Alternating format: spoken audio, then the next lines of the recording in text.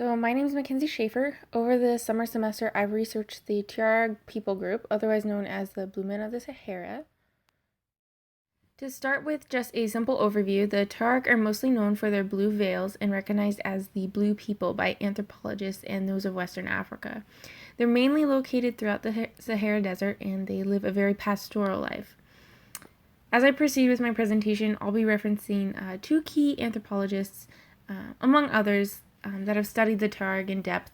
Johannes Nicolaisen was one of the first anthropologists to study the Tuareg, and therefore he provides not only insight to their lifestyle and social organization, but he provides a basis of time to compare the modern-day Tuareg to.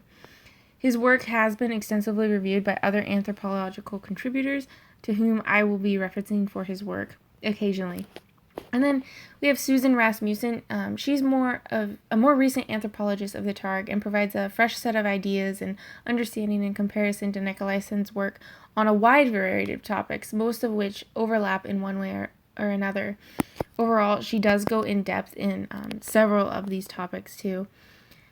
So through this presentation, I'll be focusing on the heritage and family structure of the Tuareg, their rituals that have lasted the test of time in community life, and finally, the modern outlook for this people group. These themes overall blend together and they ultimately form the culture of the Tuareg people. To provide a foundation for my three focus points, it's important to have a grasp on the functionality of the Tuareg. According to Nicolaisen's research by Peter Andrews' review and Robert Murphy's article, Ecology and Culture of the Pastoral Tuareg, the Tuareg organize themselves through matrilineality. As outlined in our text, this is defined as a rule of descent relating a person to a group of kin on the basis of descent through females only. The functionality of this people group rests on the role of a woman and a heavy reliance on her fertility. Her role in society is determined by her fertility, her children, and their being married off. Again noted by Nicolaisen and Murphy, the ecology of the Tuareg is limited due to their desert climate. However, this people group remains active participants of pastoralism, defined by our text as subsistence strategy based on the herding of domesticated animals such as cattle, goats, sheep, and camels. As I dive into their more current events later on, the independence, group identity, and skills for raiding and war will become more evident. You'll begin to understand why this group has stuck with their nomadic lifestyle. The Tuareg practice a form of Islam. However, they don't live a lifestyle that pays strict attention to the rules. Influenced by the Berber mythology, beliefs of another people group nearby, the Tuareg made their own modifications to the mythology and the Muslim identities over time to meet social terms. This is all according to Rasmussen's research in Neighbors, Strangers, Witches, and Culture Heroes, which highlights the changes and adoptions of Islam in the Tuareg society. For example, in their matrilineal culture, the younger women often do not participate in religious events until they are older, as fertility may be negatively impacted or taken away completely, according to their beliefs. Once a woman's children have been born, raised, and married off, her life is devoted to prayer and religion. She can then be a Muslim, as she is no longer a dangerous distraction from the men's devout Muslim practice. Her social status also becomes one of power, influence, and healing. As a pastoral people, each cluster of Tuareg communities is a tribe, sort of set up like a hierarchy. Within these tribes, individuals can identify themselves as a part of different groups within, making up clans. Each clan follows the matrilineal descent, and they are considered the nobles of their part of the tribe. Beneath the nobles continues a hierarchical setup of class status amongst families, including merchants, craftsmen, and slaves, according to Prass in his book, The Blue People. With this sort of hierarchy and influence from women's roles, the family structure of the Tuareg is a little different too. While we understand terms such as family or kinship groups, the terminology of the Tuareg is dependent on the levels of commitment between two or more people. According to Robert Murphy in his article, Tuareg Kinship, he states, kin terms are occasionally used to address others, but only when some kind of commitment is being invoked. Kin terms are not merely titles, though they are often treated as such by anthropologists, but are means of soliciting a desired response in a standard situation of social action. When a Tuareg addresses his older brother, he does so to obtain the support of the sibling. Terms relating siblings or family or friends are used on a commitment basis to the other person. Now, considering marriage, the Tuareg practice endogamy, the practice of marrying within the community or clan or tribe they were born into. Murphy continually comes back to the concepts that children often marry cross cousins, related through generations but not directly or necessarily related by blood. As mentioned before, the Tuareg descent is matrilineal. We will come back to this line of descent often. Through my research, the Tuareg women and their various roles make up a constant reappearance in family, social, and ritual roles within the culture. Susan Rasmussen even entitled one of her anthropology studies of Tuareg women, From Childbearers to Culture Bearers. For the Tuareg, the culture relies on the women. Ultimately, the role of a woman in a Tuareg people group is dependent upon her status of fertility. As a younger woman, one would be seen as youthful. Once a woman's children are grown and married, a woman is considered old, and her status in society, religious practices, and community rituals is considered much higher. She is seen as more powerful and influential as she becomes older. Within Rasmussen's study, she captured the widespread belief: young people don't know anything, and older women are granted higher respects. Younger women are not granted permission to participate in religious practices or rituals until they're older, all to preserve their fertility. One of Rasmussen's sources explained the purpose of this as young and attractive women are considered dangerous, not because they are of low status or polluting, rather they compete with religious devotion. With fertility being a key to status and power for a woman's participation in the social people, the loss of fertility can cause a woman to feel valued less, her purpose diminished. For the Tuareg, the supporting social structure built around fertility gives power and status to an older woman and youth and purpose to the younger woman. There is no longer a competition between young and old, no need for adornment due to preoccupation with prayer. Both are gifted in their age. An older woman's purpose is found in religion, prayer, and healing. For the Tuareg, while fertility is a good thing, growing old is sometimes even better. Because of this honor through age, there are certain rituals and practices that only elders and ancestors take part in, interconnecting aspects of this culture. Tuareg beliefs and practices are again centered around the role of women and the elderly, both of which I'll explain after taking a look at Berber mythology and the Tuareg's version of Islam. In looking at the general beliefs and rituals, it's important to know that the Tuareg, as an independent and nomadic people, like to put their own sort of spin on things. For example, the Tuareg began as a group with ideas similar to Berber mythology.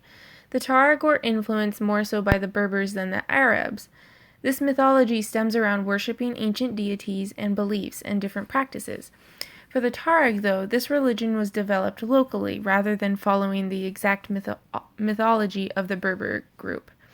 These adaptations also made it easy for the Tuareg to be influenced by Islam in the 7th century, according to Bruce Hall in his book A History of Race in Muslim West Africa.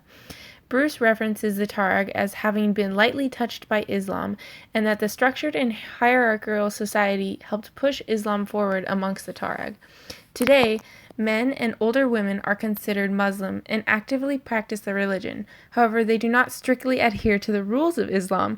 They mix their beliefs of fertility and women's roles into the practice, according to another article listed by Rasmussen. In the way of religion and rituals, mixed with the Tuareg's perspective of age, there is a sense of achievement when being defined as old amongst the Tuareg. An elder's most important role is supposedly in the ceremonies or rites of passage. These ceremonies can be birth, death, marriage, or different transitions of life. According to Rasmussen, each transition is marked by similar rituals, with symbolic parallels and counterparts, with further refinements within age categories. Basically, there are 3 understandings of the term old. There's pre-ancestral, and ancestor. Depending on what category of old someone fits into, their name will be given to a newborn 8 days after their birth. A name of the old can supposedly invoke superhuman powers and bring the dead into the living world, according to Rasmussen's notes. Rasmussen also concludes that babies and young children, still close to the world of spirits, are considered post-ancestral. In one's name being given to a newborn, the grandparent is pre-ancestral and the baby is post-ancestral. The difference between elders and ancestors is that elders supposedly know what children are doing and ancestors know what the living are thinking, according to Brain in 1973. Now, age has an effect on the role of giving within the Tuareg. Amongst their many rituals and ceremonies, including the involvement in religious practices, events, and the effects that accompany time, I found that the Tuareg's act of giving and remembrance to be the most interesting and worth highlighting in this presentation. Rasmussen notes, commemoration of ancestors reminds living descendants of their obligations to relatives in an environment where the money is not always where the home is. For this ritual, putting together food and then sharing it with the community is not only a way of reestablishing family and kin groups, but it serves as an obligation to remember ancestors together. If executed successfully, community is reaffirmed for everyone involved. It starts when the children are younger, teaching them to share their food or gifts with others.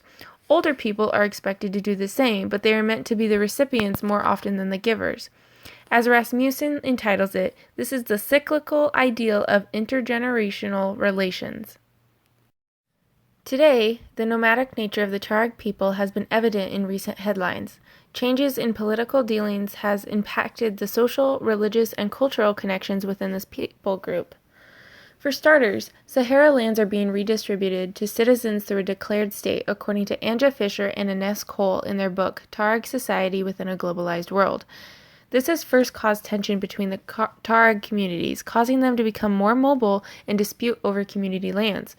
Second, by distributing lands to citizens, the ownership and control of land is no longer determined by matrilineality. Furthermore, rules of descent have been ending as children have sought out lifestyles beyond pastoralism. In reviewing Fisher's and Cole's research, it seemed as though the Tuareg culture was in complete ruin and chaos, possible of affecting other nearby groups. However, this chaos has brought on an influx of tourism and economic growth for those who have chosen to adapt rather than suffer through the change. According to Fisher and Cole, there are already 62 travel agencies in the town of Agadez alone. Through their life of mobility, this nomadic people group show off their lifestyle and in-depth culture for those looking for a simple adventure. This is just one of the ways Tuareg communities have adapted to the modern world. This captures the very definition of globalization as read in our text. However, there are Tuareg communities still fighting for their nomadic lifestyle. On July 14th, the Star Online featured a story entitled Tuareg Separatists Seize North Mali Town in Battle. It covered the waging dispute between two different Tuareg groups and communities. On July 26th, the Business Standard highlighted a story of a Tuareg encampment within Mali where 4 Mali civilians were killed in a suspected jihad attack. Some blame the attack on an Islamist militia. A child and elderly members were killed. In an effort to claim territory and a way of living, this culture group still hosts an independent nature apart from governance and modern structures of society. From both struggle and adaptation, it's possible that the blue men of the Sahara could succumb to a modern world as their communities are choked out by established structures and organized countries.